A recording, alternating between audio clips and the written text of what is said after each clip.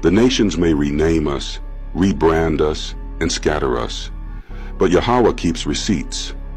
The remnant must think like that. Our identity is covenant-based, not culture-based. Second, Yahweh reminds Israel of deliverance. Egypt, the sea, Moses, and Aaron, manna, water from the rock, protection in the wilderness, and the land inheritance. He's saying, I didn't just help you, I formed you as a nation. That matters for you today. You're not trying to join a new religion. You're waking up to an ancient covenant. Yahweh is not negotiating with Israel like strangers. He's correcting Israel like a father who already invested everything. Third, Yahweh exposes the real problem. Israel forgot him and served strange gods. That's bigger than statues.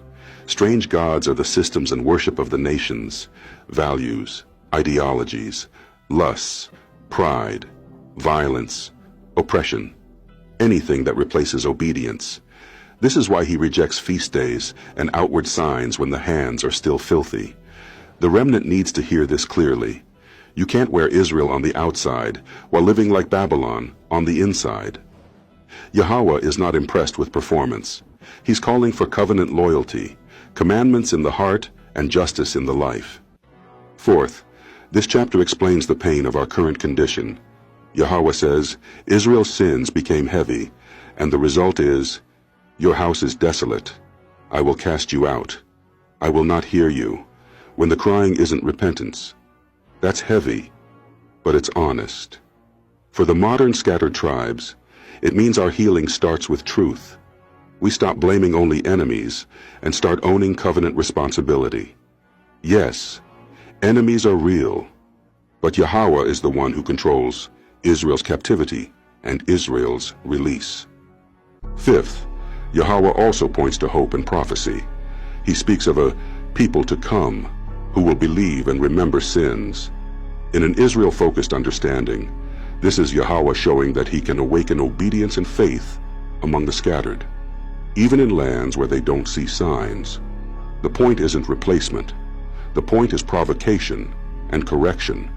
Yahweh will raise up those who actually keep his statutes, and that should wake Israel up to return. So how do we apply this as the remnant today? Stop treating our suffering as random. It's covenant discipline. Return with repentance, not excuses. Confess, turn, and rebuild obedience. Clean hands and clean mouth. No violence, no injustice, no double life. Teach the next generation. Yahweh said, tell your children's children. Because restoration is national, hold to the promises. Yahweh corrects Israel, but he also preserves Israel, because the inheritance is real. Today you're not just hearing ancient history.